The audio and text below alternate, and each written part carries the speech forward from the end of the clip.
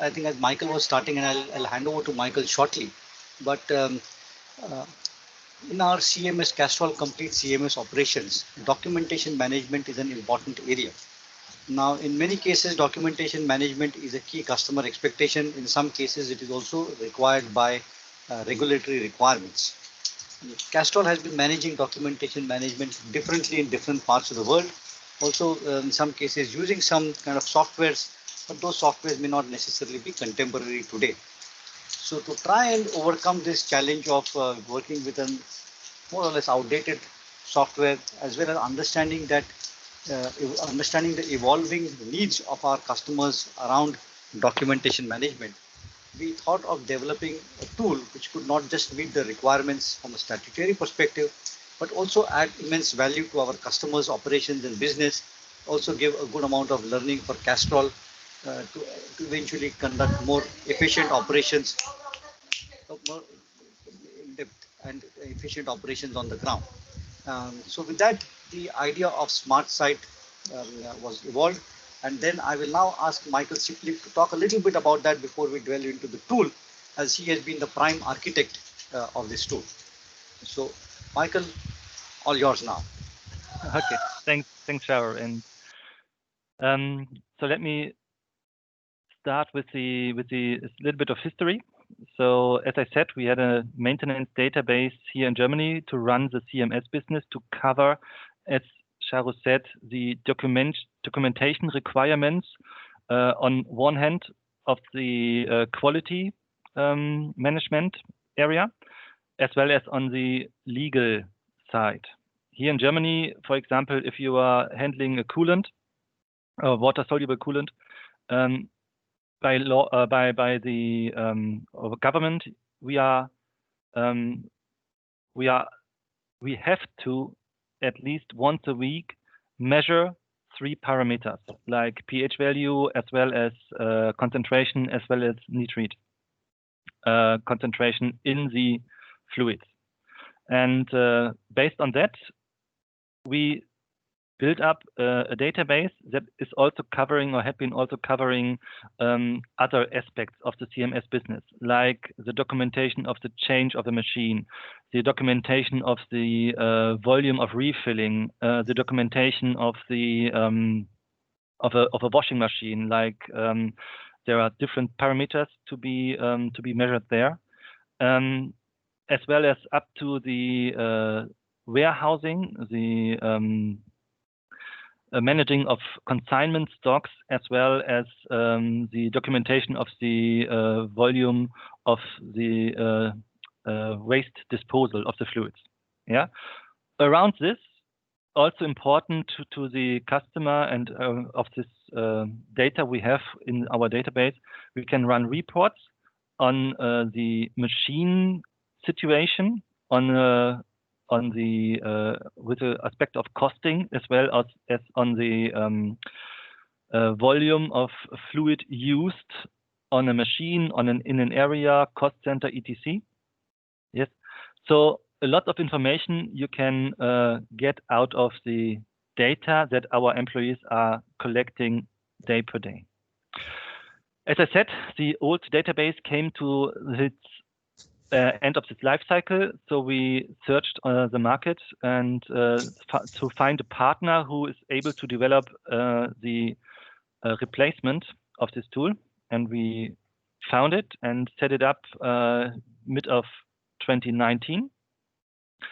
And from that on, we built up the database and tried to bring in our requirements. And the beginning of this year, we have been able to start with the first test customer. So I would now like to show you the start page, the front page of the SmartSite, and I will switch over to English, as the front end is already available in English, so you can follow a little bit better what I'm saying. On the header, you find 9 different areas. Michael, yep. At least I'm not able to see the screen. I don't know about others. Okay, I'm sorry.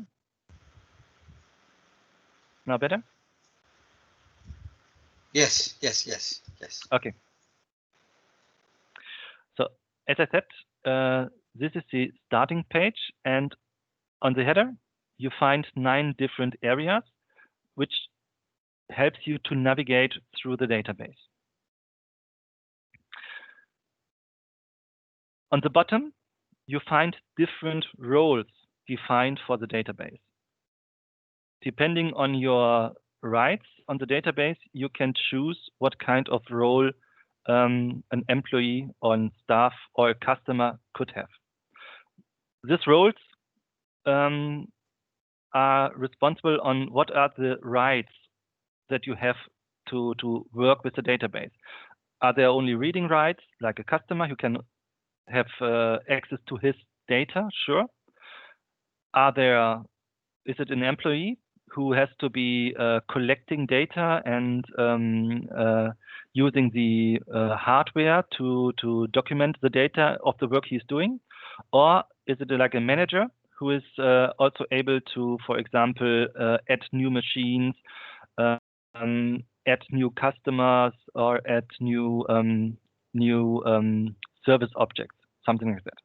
Yes? As of now, what we see, Michael, sorry, I'm interrupting you, but the 9 areas above and I think areas underneath them seem to be in English. Yep.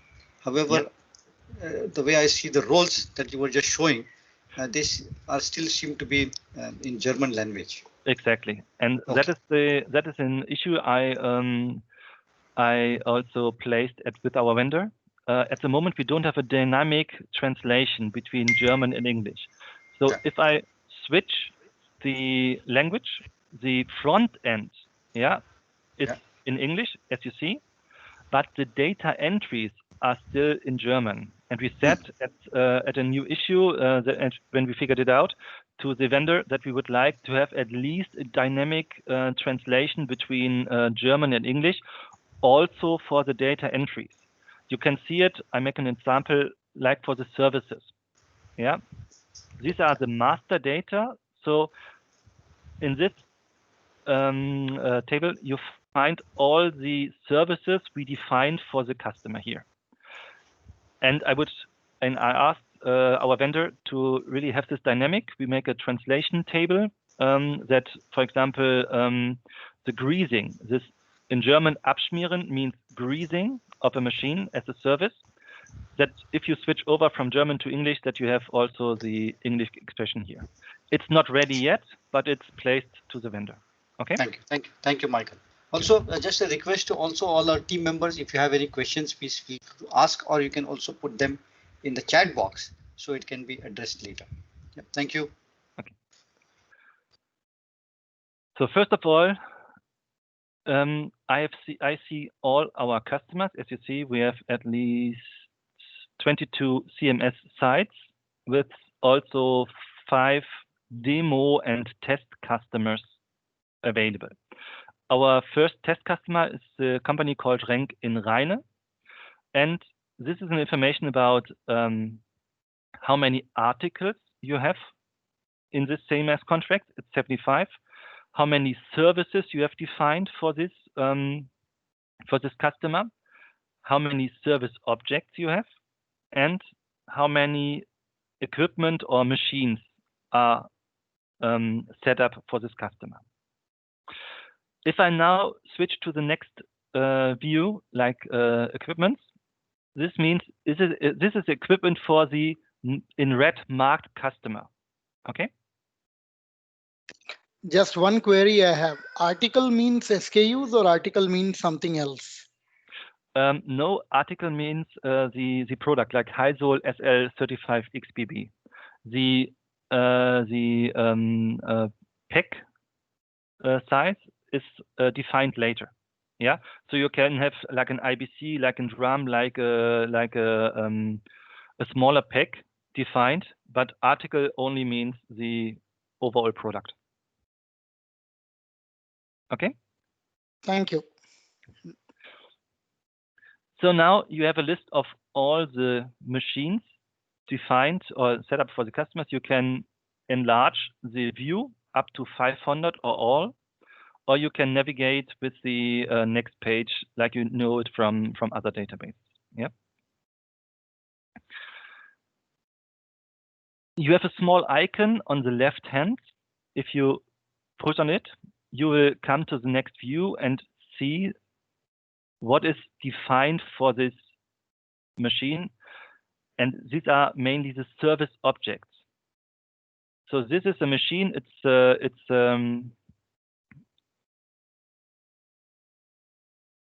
I think it's grinding. It's a grinding machine. The division is at the test area. You have the cost center. You have the name of the machine, and you have also the location. It's in the hardening division. Yeah, and on the top you have the inventory number. For this machine, you have one defined service object. It's called a coolant tank. Has a volume of 40 liters, and as a notification, for example, for the service staff, if you have to refill it again with a new product, you have a 6% refill concentration level. Okay. Next level would be the service objects, and the service objects are the area where our service staff is providing service at. It could be, like in the case of the grinding machine, only one service object, but if you have a bigger machine, it could be several more. Like if you see the inventory number 711613, you have like a central greasing unit, and you have I'm not sure about the English expression, a spindle stock. Yeah. On the left hand, you find also further information like the product, the fluid that is used for this service object. You find the volume, and you have more information about how many articles are set up for this service object, how many services, and or if there's also service packages. Service packages you can define if you have a number of standard services that you are providing for a couple of machines. That the idea behind that is that to make its life easier, to set up services, to add services to service objects, that you don't have to do the same work several times, that you can use a service package and you have 7 services added to one service object at one click. Okay. Again, on the left hand, there's an icon. If let's do it for the grinding machine, and I come also to the next side, and to see what is defined for the service object. Starting with the articles, we have a list of articles, a number of articles used on this service object, on this tank, coolant tank. The working fluid is Hysol SL35 XBB. But you have also, for example, service additives. So you can add, you can list up all the fluids you are using to this service object, like antiform. Also, you have the old emulsion. It's for the waste disposal, for example. But also you have, if you are using normal water, osmosis water, yeah. So without salt, the water. Yeah, DI water. Yeah. Clear water, for example. Yeah. So you can set up all the articles related to the service object. And here, Michael, generally, typically in a metalworking machine, you have hydraulic oil, slideway oil, etc. Exactly. I assume all of those would also be then included here, right? Yeah. Exactly. Okay, thank you. Next thing is you can say, or you can list up all the services you're doing. In this case, you have a control measure service. And you can say what kind of service packages you have, like maintenance of the equipment, as well as it's called a coolant package small. Yeah, so it's a defined services behind that. On the master data, next column are all the articles set up for the customers, and you see again you can enlarge the view, and you can see these are mainly Castrol products, but also second tier products like ZG, Klute. So we can set up all articles as you like to. For example, if something is missing, you can click on the actions like new one, or if some article is not used anymore or is replaced, you can also delete it, for example. On the left area, you have also a navigation section where you can filter and search. If you have a number of articles, you don't need to scroll down to find it. You can also say like Heisol, press enter, and you can see what is all the articles with Heisol in it. Or you can use the filtering units. If you have the article number, for example, if you have the name, if you want to search for all the products of a special manufacturer like Klute, or you want to search for different type, like a coolant, like a grease, like a hydraulic, yeah, a lot of possibilities to filter and search for any information you're looking for.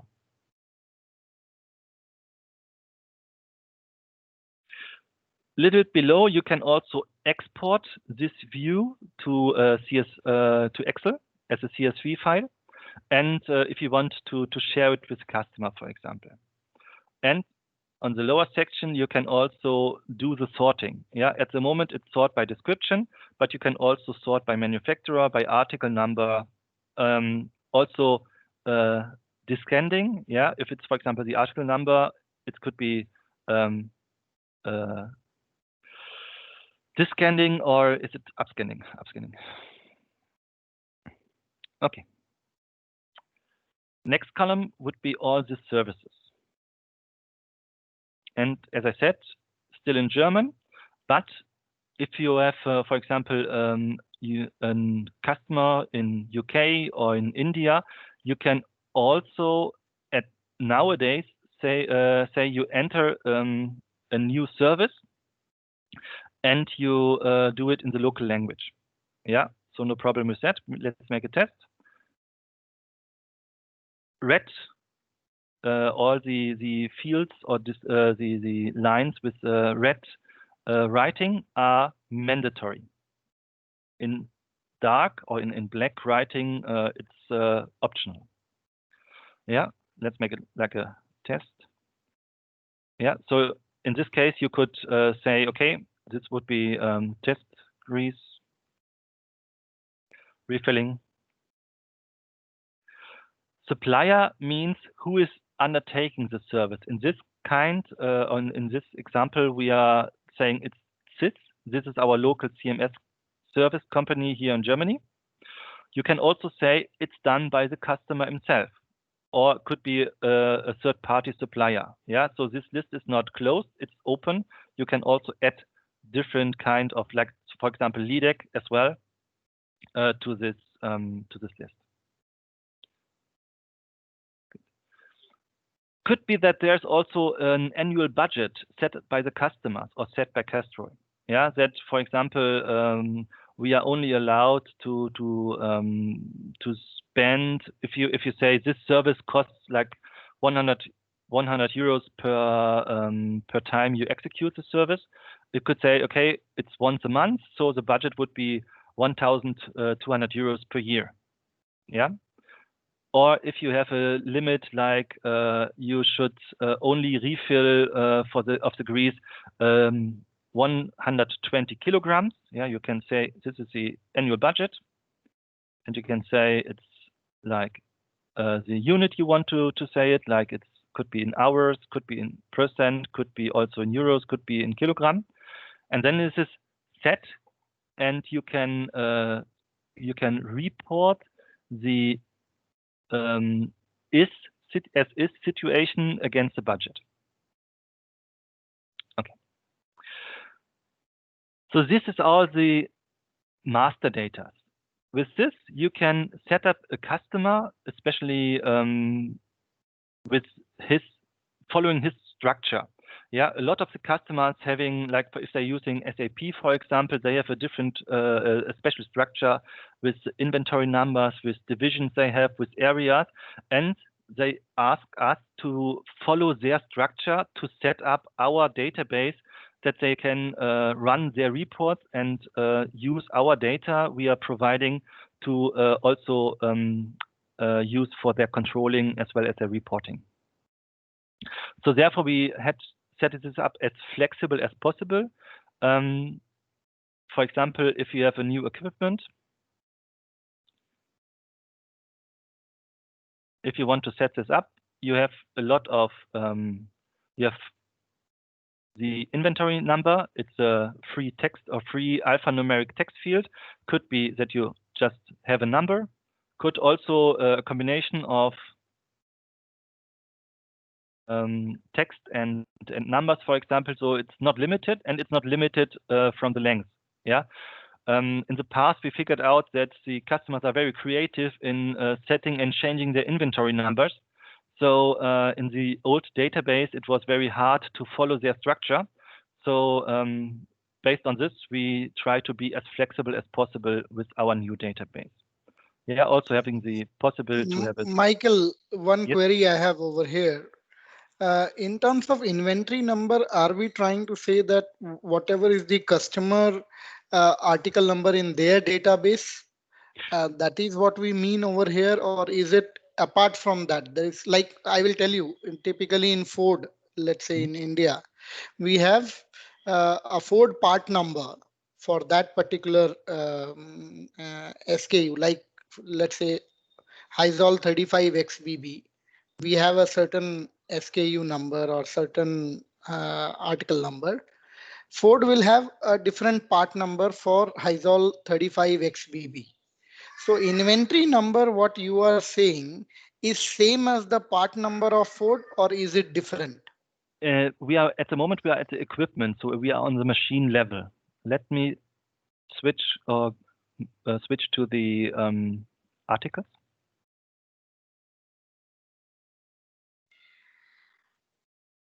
I think this is what you're meaning.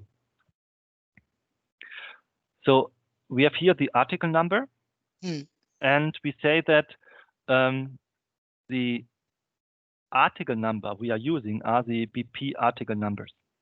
Yeah. Description would be the name of the article. Manufacturer is the would be the company who is manufacturing it. So in this, for example, if you are using a Klute product, it's Klute or it's BP. Supplier is different. Supplier is the company who is delivering the product to the site. If we are, for example, if we are having a consignment stock and handling second-tier products, supplier would always be BP Europe, yeah, instead of Klute, even if Klute is a manufacturer of the product. Okay. Next thing is the type. So, and then you got the option to make a note, yeah. And in this note, you can also add the, for example, the Ford internal article number, for example. Okay. Yeah. So there's an option. This is how we are doing it in Germany. But if you are, for example, don't run the warehouse and you don't have a consignment stock, you can also use the article number of Ford if it's more easier to handle for you on your CMS customer. Yeah. So it don't have to be the BPU, the Castrol article number, but for example, if you place your ordering as on because you're running the consignment stock at the BP BP GVS, for example, yeah, it's a service stuff. then normally we are using only the BP article numbers, and then using the node area to also set up the to cover the article of the customer. Okay. Okay, thanks. Yes. So just to get one more clarity, so any asset number or article number, whichever we are is present at the customer premises, does it not make sense to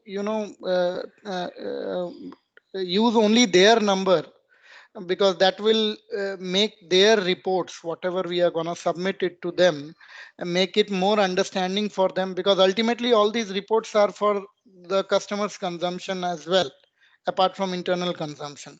So should that not be given as a part of master data management in terms of being as a preferred number, so that that customer can those reports can be generated? We can, I think, add that in the note, Amrit. I take your point that for it to, it needs to speak both languages of Castrol as well as the customer.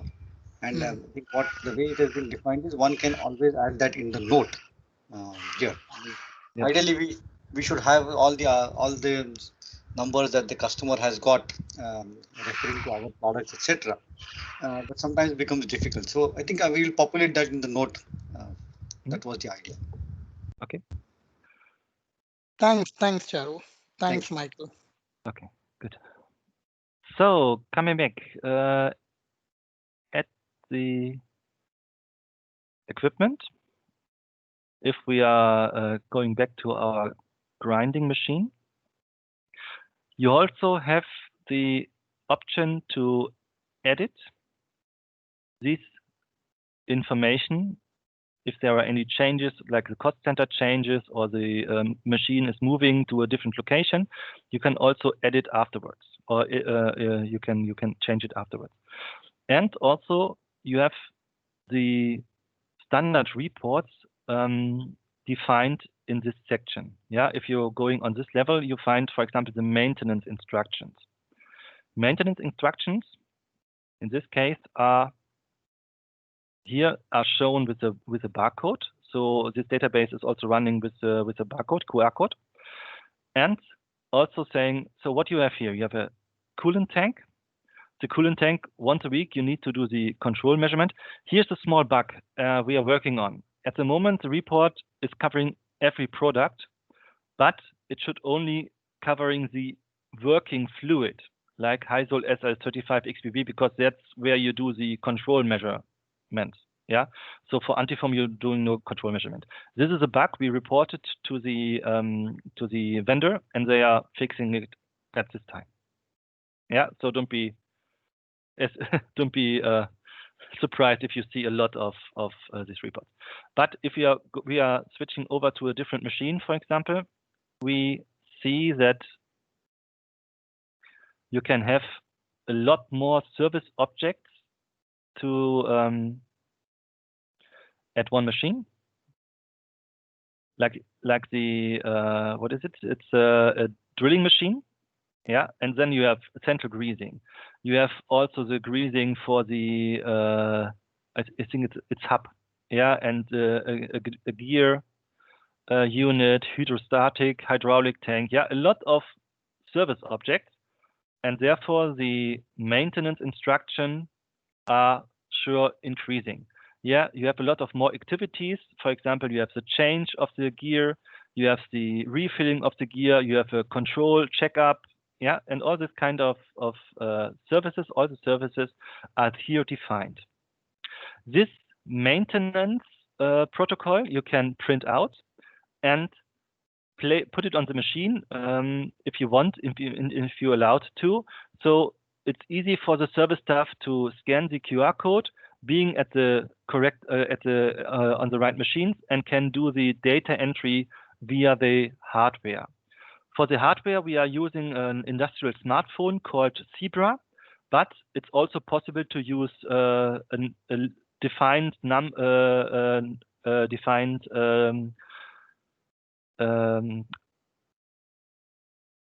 assortment of different other smartphones. Yeah, don't need to be this only the industrial smartphone Zebra.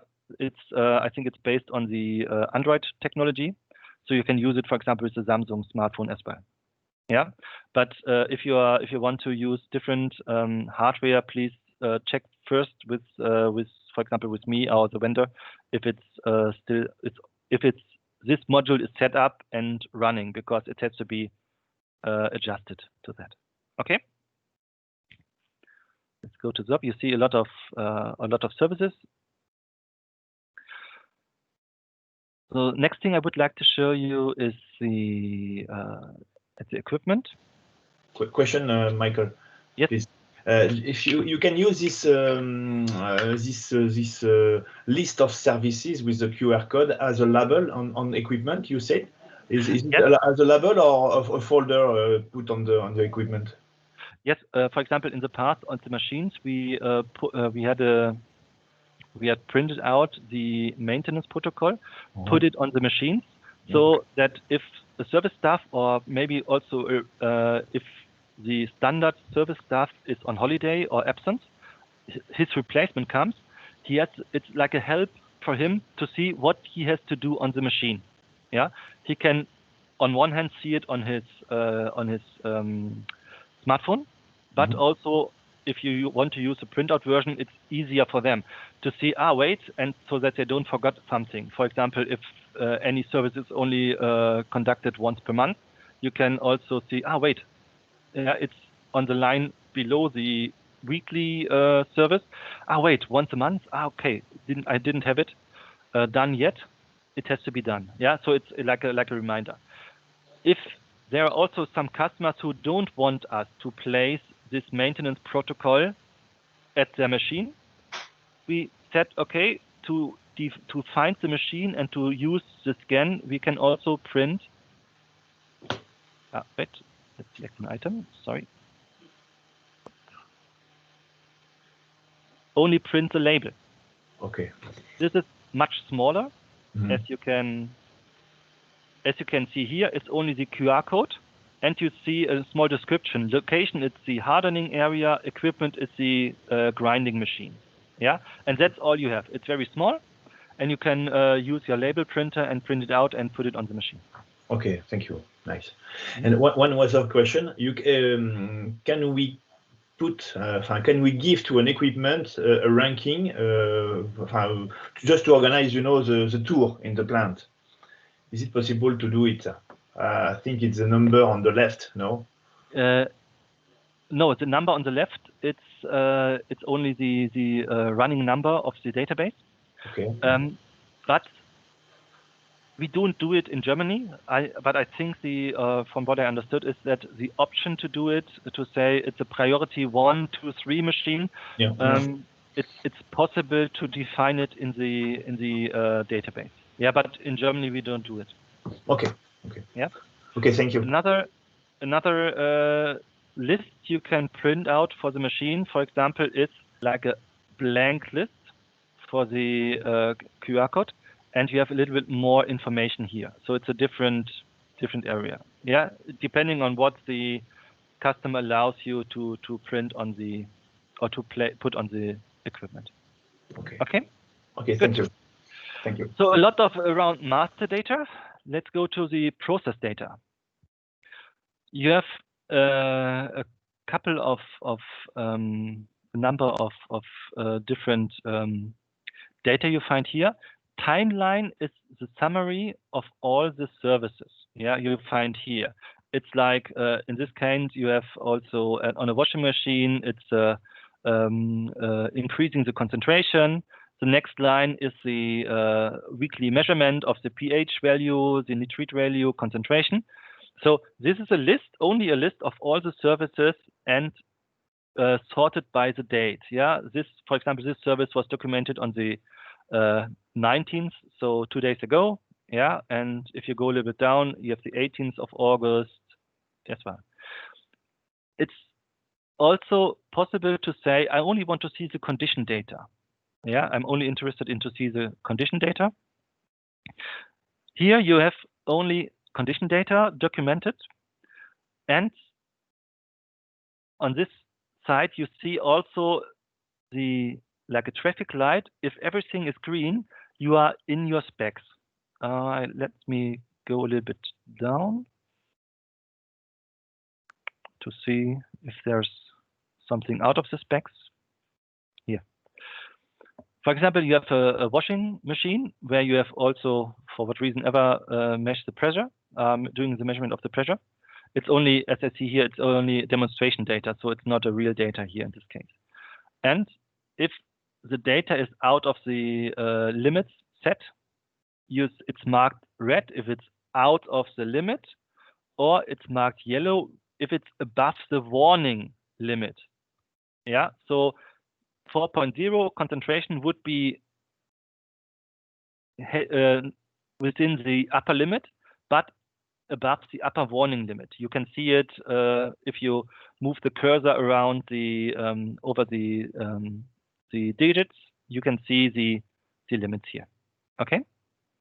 And also on the left side, you can see if there's anything special, yeah, anything out of the specs. You can see green is okay, yellow and red also marked on the right hand side. Okay. If we again have an icon, if you go there, you come to the report of the machine protocol. Yeah, if I open it up,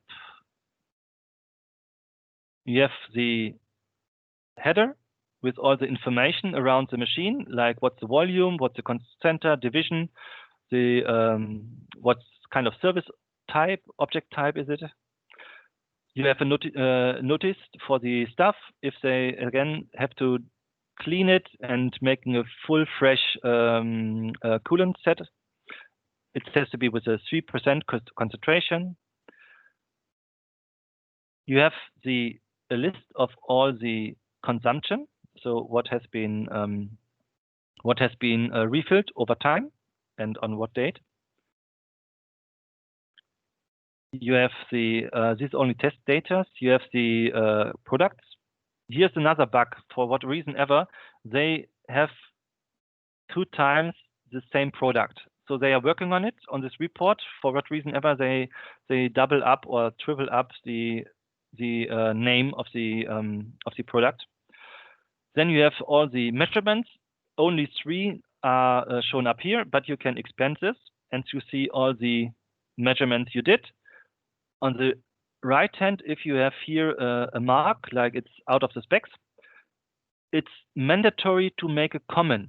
Yeah, in this case, the concentration was above the upper limit, and the task was reduce the concentration. A little bit lower, you have a graph of the trend of the measurement data, and you can see also lower limit, upper limit, the warning limit, and the standard target value you should aim to reach for every parameter set for this service object: pH value, nitrate. Any questions?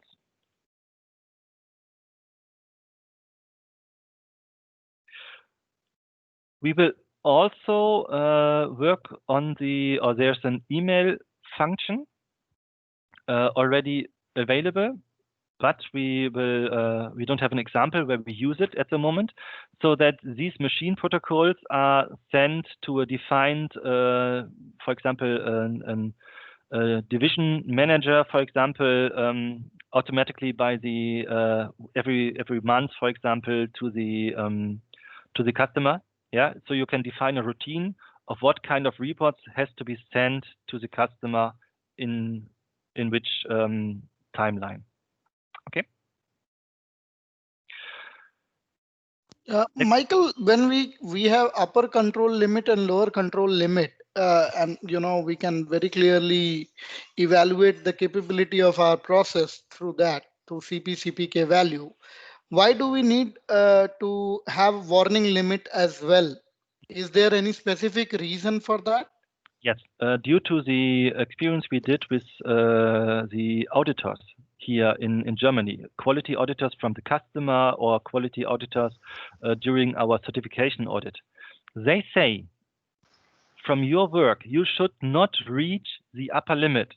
You need to set a limit a little bit below the upper limit, because you're not aiming you're aiming to be around the target value. Yes, but if you are above the upper limit or hitting the upper limit, that's too late to react then. Yeah, so they want us, and from the past they say, okay, you need to react before you reach the upper or the lower level, and that's why we are using this double warning limit. As Amrut, to some extent, this is like, I mean, if a customer is producing a component, the upper and the lower limit corresponds to their tolerance limits. So anything beyond that is already a rejection. And hence you want to correct your process before you reach those limits, and thereby the warning limit is put from that perspective. And the same principle has also been followed in smart control, wherein where we are measuring 24/7, again defining upper lower limits, but at the same time also the warning limits. And generally what we've seen, Amrut, is upper lower limits are kind of more or less fixed for a given product. The warning limits, you can set it based upon the site, based upon how much time you take to respond, and those kind of things. So that I mean, it's more decided by the user. I mean, if they think that they are sitting next to the oil and they can respond super quick, then the warning limit can be very close to the upper or lower limits. Whereas if you are going to expecting more time to respond, then we may want to set it a little bit more so that the factor of safety is built. And generally, Charu, thanks a lot. Yes. Charu, generally, what is the means? It is like, like grinding process. Just example, and Yeah. wherein we have 3 to 5% as the concentration range, where Hmm. LCL is, let's say, at 3 and UCL is at 5. Yeah. So what 80% of each value is what is going to be kept as a warning limit, or what exactly is there a mathematical process, or it is like, you can set it on your own based on Yeah. So some judgment? you can set it on your own. Sometimes also what we see, Amrut, is that the incoming water quality keeps varying a lot, and hence you may want to catch it as early as possible, wherein you may want to keep the warning limit more closer to the mean. So it is something that can be decided on a site specific basis. There might be some recommendations. Frankly, I'm not aware of them, and I can check that Mm. with the product experts like Rudy, etc. As to what is the convention we follow for smart control. But my own opinion is that it can be set up based upon really what your response time, what is your site variables, etc. And what's the experience with the machine? Every machine could be different. If you see here, you have, for example, different machines with the same product, and from 5 out of 6, you would say these are the standards. And one machine, for whatever reason, has more tramp oil or has a different problem in their with the machine, for example, that you need to adjust the upper and lower levels, have it a little bit higher, have it a bit lower, as well as the warning limit. So we are speaking with the sales income, and normally with the product info you have also the recommendation of the concentration and pH value, etc. So we are orient ourselves on that. Yeah, but based on each machine, you are able to adjust it on a machine level, on the service object level. Okay. Thanks. I got the idea. Thank you. Okay, perfect. Next section is for warehousing. If you have the article bookings, so you see what kind of at what machine, for example, you are having refilled like 100 liter to this washing machine, or if you say you have at this grinding machine, for example, you have 20 liters with a 1.8 concentration.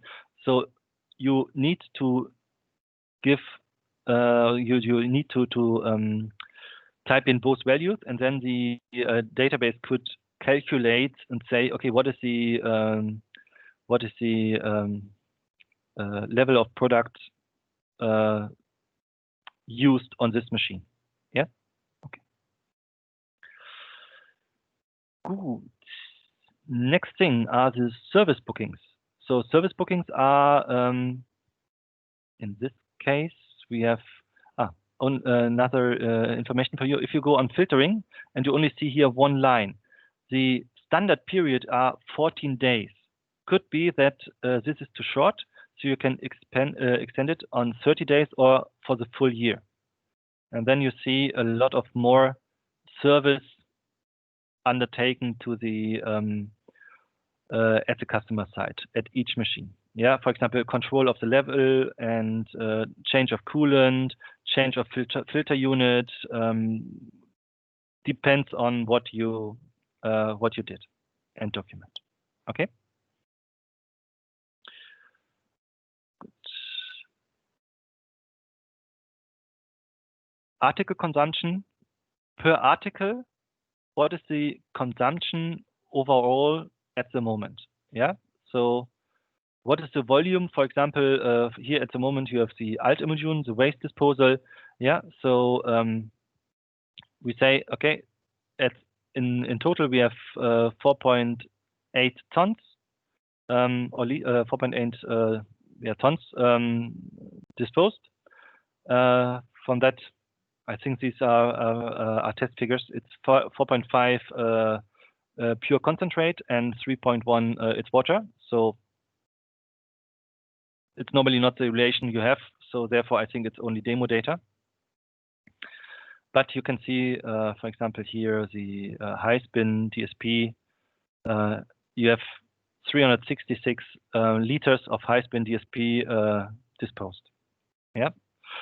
This is also sometimes important because a lot of the NCAMs need to have a half year or a yearly conversation with the procurement department of the customers, and they need to say, okay, why is the use of the hydraulics increased? Then we can say, okay, we had a increased number of changes. You had occasions like a leakage, at a lot of more leakages than the last year, for example. We need to you can see it on the number of changes we did, and you can see it on the volume of the hydraulic oil we have sent to the disposal unit. Yeah, so this helps the NCAM be prepared in this discussion with the procurement to explain why a demand is increased or a product use is increased. Okay. But Michael, quick one. We are recording also in areas where there is, let's say, today I registered a leakage in one of the asset of the customer, and I'm recording that in one of the equipment, and then based on I will run a report wherein it will be like all the leakages report in for a given calendar year. I can get that input, or it is like it is difficult to get that input. No, it's as soon as you document a comment, when, for example, when you have to, the service would be change of hydraulic fluid, for example. You can also set up a service like leakage. Yeah, it's up to you. Yeah, so you are 100% free to set up this service as you need to have it on your CMS side. Yeah, if you say you want to have a service like or the number of services limited, you say, okay, the hydraulic needs to be changed, and then you need to have a comment. What is the reason for the change? Could be normal change because of the hydraulic oil level is too low, or it needs to be changed once a year, required by the customers, or you have a leakage. Then you need to have a standard text, or you can make a free text like leakage at the machine. We are setting up a reporting server that is able to also say, okay, run a report of also on the comments. Yeah, so if there's a comment and you're using the same comment in this case, then you can create a report on every machine, every occasion this comment has been used. Okay. Okay, so at present, to be honest with you, I could not understand what you have said just now. What I am trying to ask is, if let's say you the can, asset number is, you can, I Amrit, can, what? right? Yes, you can actually by putting into the comment, as long as the team is consistent in putting those comments, you can just pull Exactly. out the report which says hydraulic oil change due to leakage reasons. Similarly, if you feel there is leakage is one of the areas, and there could be many other areas that you may want to run reports for. As long as the team highlights that in the comment, you will be able to pull it out.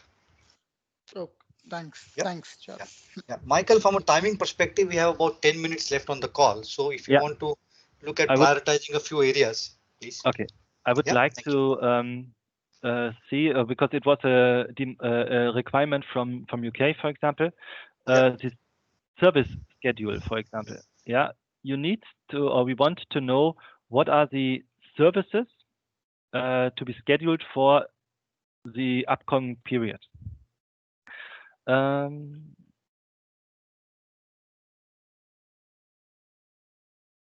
this list, you can see, for example, at this machine 1.3, it's a washing machine. The change of the filtration unit, it's every 5 weeks.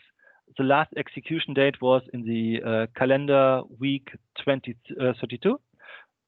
So the database is calculating the next execution date, and it would be in the when we say it's on the 6th of August. It would be then the next execution date, the 10th of September, for example. Yeah. This is the scheduling at the moment. We are working on scheduling, for example, to say that you can define the scheduling for the upcoming next 6 weeks, for example, that you're not covering the weekly, but also covering monthly or quarterly or whatever period interval you are using for each service tank, that you, for example, can manage and control what are the services for the upcoming months, and that you can plan and decide who is the service staff you need, or if there's any additional service staff required on site. There's a calendar function where you already can define the time interval you want to cover.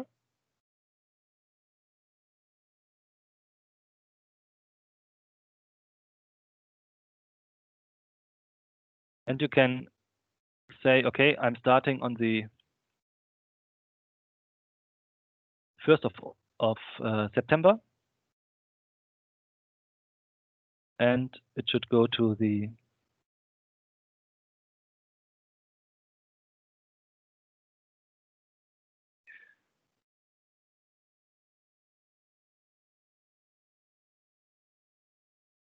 end of September then.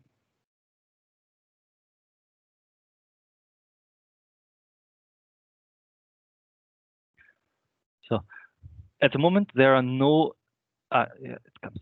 Yeah, and you see there what are the upcoming services you need to undertake. Yeah, you can also set a filter. You can say, okay, what you want to see. But I asked also the company, the vendor, to have it in a more graphical view, because this is now only a list, and I would like to have it as you know it from the Outlook, as a calendar function report, if it's possible. Yeah, if it's not too much information, that you can show it properly. Yeah, but we are working on that you have like a week or a 4-week month schedule that you can, for example, print out or send per email to the customers or to your staff. Okay. Last but not least, I'm not sure if we have time. I asked the vendor to show a little video how to document and use the hardware. It's about 5 minutes, but we can also skip it, and I can, because it's in German, I can ask them to do it also in English, and we can send it out in English, but not sure if we have time for that. I would like to use the time for a little bit more questions, maybe the last 5 minutes, or raise any points that you have that you see are valuable, especially to the Balkan team.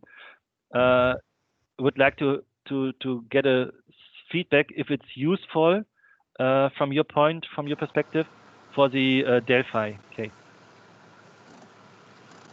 Well, I will answer first. I think it's very, very useful, and this is what we didn't had in the past, and I think it will help us a lot in the new tender. What about the warehouse? I mean, I'm curious what that line is doing.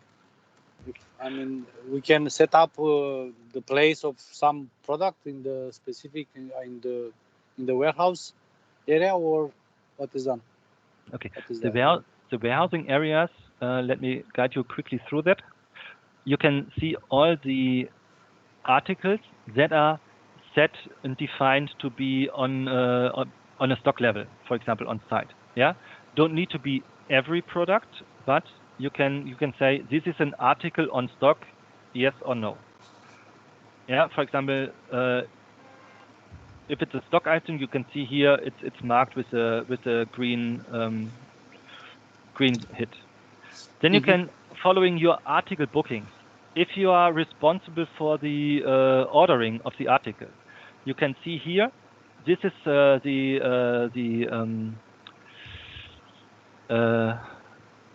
this small item here. It's the ordering. So you have 2 orders. The plus is product delivered to site. So you put it on stock. And the minus is you take something from stock to use it in the production. Yeah. So these are the icons, and you can see at the list on the dates. So what's happening on site. Yeah. And the storage point would be the oil storage. Yeah. It could be depend on the size of the site, for example, or if you have for example, smaller sites connected to the main site that is using like an outside storage, a smaller second storage on the CM side, so you can set up more than one stock point. Okay. Okay. Good. Then you can see the orders that you sent out. Again, here only it's only one ordering open at the moment. To summarize, it's what's on the stock. So it's the stock level that you can see here. And monthly overview, stock taking overview is reporting what's coming up. So here again, last month you had 4 delivered. Input was last month was level was 4. You have input is 2, ordered are 3, so inventory would be 5. But it's only, I think, you can see it's demo data. Demo, yeah. Yeah. So, but the logic behind it, it's what's on stock on the last month, what's coming into the stock, what's taken out of the stock, what are maybe open orders, and then you can do the inventory very quickly. Here in Germany, we sometimes have we support the income and the GBS by then creating the monthly invoice of the product for the product invoice. Okay. Yeah. Thank you. And that's more or less the warehousing area. All the rest areas are more or less for the handling. So the, for example, the customer as well as the service staff wouldn't see that. Yeah, it's like text templates, the list of manufacturers. It's customer settings where you can add new manufacturers, new suppliers, new divisions to the customer side. Then you have an area of global settings, like the parameters, like units, like time intervals, that you can use for every CMS site setup for the database. So these are called global settings. The right to change the global settings lies by the administrators. Yeah, so not everyone can change it. And then you have some data sources, data qualities. This is areas where the vendor is working with. Okay. Yeah, so mainly we have from 2 to 5 is where we are using the database. Okay, thank you.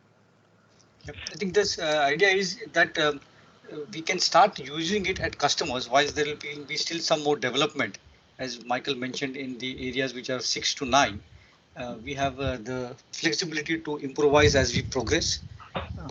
But as we have seen from the initial feedback from the 2 customers that we have taken to in Germany, I think we have now the plans to roll it out to more sites.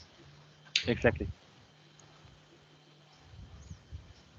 One question, it represents a huge work to set up all the data. Is it possible to use an Excel file and inject it into the software? Yes, we did it in Germany as well. As you're right, if you had to do it manually, it's very hard. Yes. For the master data, we set up an Excel file. It's a little bit complicated. I sent it out to UK to Charles Swift as well, and waiting for the response from him.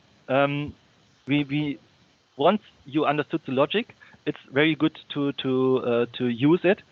It has several schedules, several tables, but if you set the first tables correctly, and then you only have drop-down menus, yeah, where you need to connect the services already with the service objects, or connect the inventory number with the machine and all the division.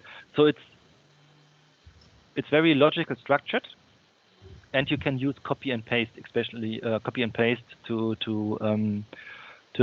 bring the data in, maybe from an existing database or from an existing Excel file, for example. Yeah, but we can make one example together then, if you have data, and I guide you through, and if you have it once, I think after that it's very self-explanatory. Okay, thank you, Michael. And then in the end, the vendor can make a bulk upload of this data. They have also like data quality, like a check that everything is put in correctly. And if there are any maybe any issues, they will come back to us if there's any problem like that. Okay. Thank you. Michael and Charu, thanks a lot. It's quite an extensive and elaborative presentation, and this is really exciting piece. Some pieces are really exciting, and there are few ideas which we can explore. Like we run a lot of cost per unit or cost per ton offer, and if as an output, if we can get it from the Castrol lens, if we can get it the CPU or cost per ton, what is the likely value for a month or for a week, we will have a better control or tighter control within the CMS programs which we run. That is one.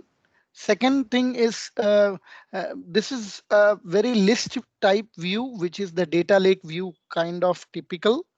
If we can, have a view which is much more, leaner, then probably that will help us to view the data in a more structured way. That is the second thing, which if possible, I don't know how much of it is possible and what is the financial implication of all those things. So if we can include that, that will help us in making this piece much more well versed. I think absolutely, Amrut. I think we are trying to adopt an MVP approach here, which is like a minimum viable product which we can take to the customer. And in knowing that it is going to be in CMS, where generally the essence of our CMS operations are continuous improvement, I'm sure the same logic can be applied to the tool as well, wherein once we get more experience, but I think it now needs to be then taken to more customers, and with more customers we will get more feedback, more inputs, which can then be brought together for maybe the version 2 when we are ready for that. Thanks, but it's a brilliant piece of work. I must appreciate all of your effort. Thank you very much. This is all led by Michael and his team, and I think a lot of inputs coming in from the CMS colleagues to develop this. Good. Thanks. Thanks a lot. Okay. And Okay. any last words, Sharu? So fantastic, Michael. This was super useful. I think, and also, as I said, I mean, we will record this session just because I know that a lot of people are showing interest across the geographies, and we can share this. Of course, in the time that we had today, maybe we could not get into the details of everything, but I think the best way with any digital tool is to try and start using it with some customer or some dummy data, etc. And that would be, I think, an ideal way forward for us to take it forward. We are very keen to take it to more customers. And of course, Michael and his team will take it inside Germany, but also outside of Germany. And Hendrik, maybe we can connect separately later because of the discussion that we had earlier with Lidec in the Industry 4.0 workshop. Yep. We said that okay, SmartSite is one of our new releases, and could SmartSite and any of the Lidec solutions like cloud or any other things, can it add more value to our customers? So I think this kind of gives them a good glimpse of what we are rolling out, and maybe we can now have a subsequent discussion to understand how can we make it even more powerful. Thank you. Yeah, makes a lot of sense. Yeah. Okay, gentlemen, thank you very much for all your time. I'm sure this would have given you some good inputs, and there would probably be even more questions. Please feel free to address them to myself and Michael, and we'll try to take it forward. But thank you very much for your time, and have a good day ahead, a good weekend ahead. Thank you, Thank team. you. Thank you. Thank you, you. everybody. Bye. Yes, thanks a Bye-bye. lot. Thank you. Bye. Thank you. Bye.